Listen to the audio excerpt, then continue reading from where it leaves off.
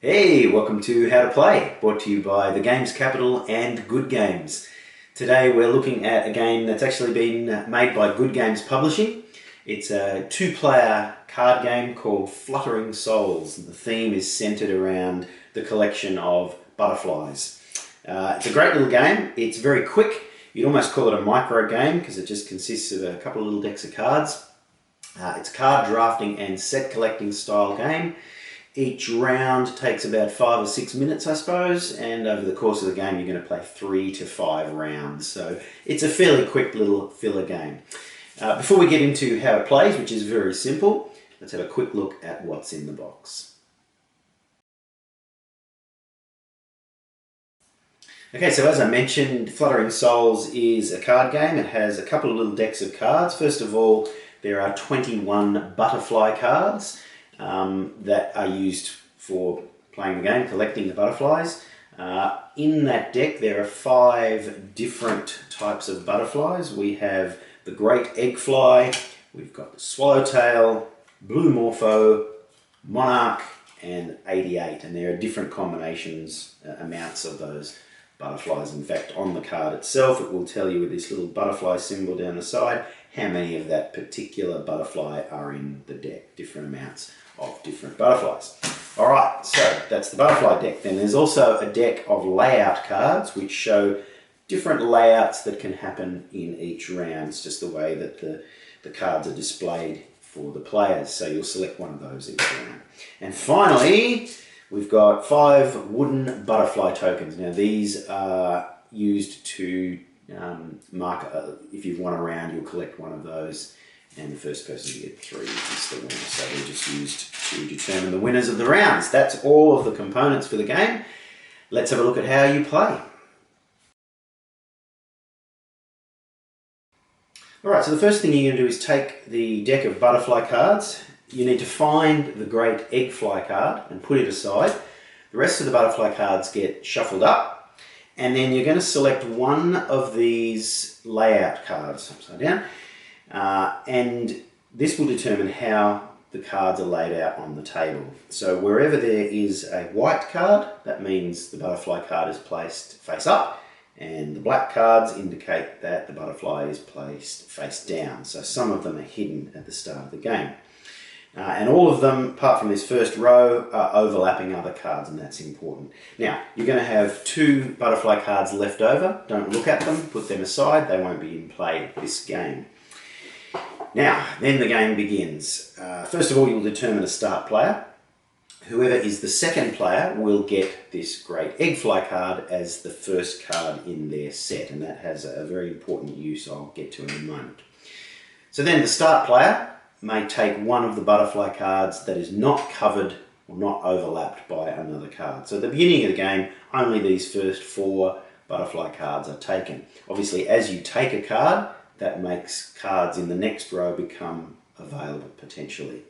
And as the cards are taken, more of these will become available.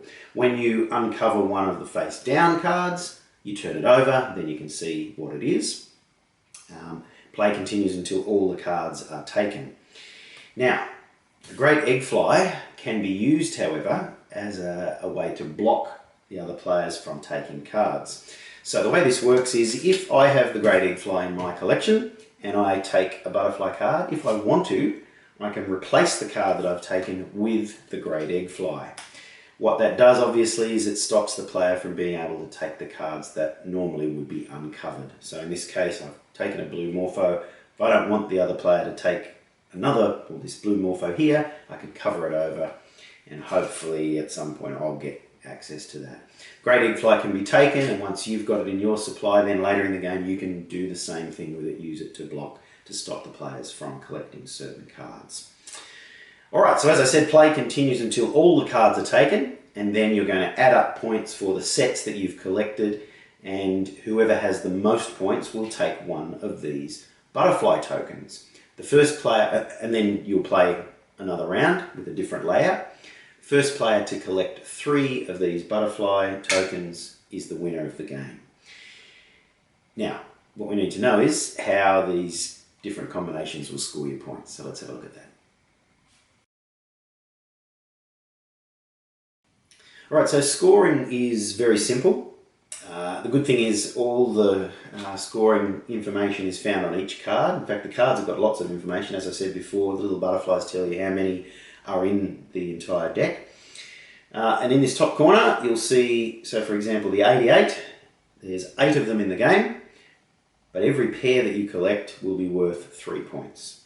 So that's how the 88 works. We've got the Monarch. The Monarch, there are 4 in the game, only 4. If you get a pair, they're worth 2 points. 3 of them are worth 5 points, and if you manage to get all 4 of them, then it will score you 8 points. So that's quite a challenge to get all 4 of those.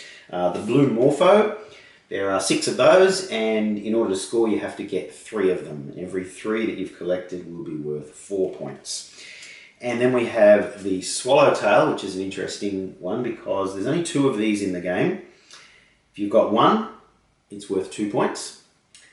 If you get both of them, then they don't score points on their own, but they can be used together as one wild butterfly. So you could add it to another set, perhaps to score points. So for example, if you collected 3 Monarchs, you could use the 2 Swallowtails that you've got to make the 4th Monarch to get you your set to score 8 points. So that's how the Swallowtail works. The only other butterfly is the Great Eggfly, which we've talked about already, but this doesn't score any points for whoever has it at the end of the game. However, if there's a tie, whoever has the Great Eggfly will win the game. So it breaks ties. And that is Fluttering Souls. It's a very simple game. There's a little bit of strategy and blocking, and obviously the different layouts make things a little bit interesting. Great little set collecting game for 2 players. Very quick. You can take it anywhere with you and have a game in 5-10 minutes. So, if that appeals to you, make sure you check it out. You can grab a copy at your nearest Good Games store or at the Games Capital. Thanks for watching. Happy gaming.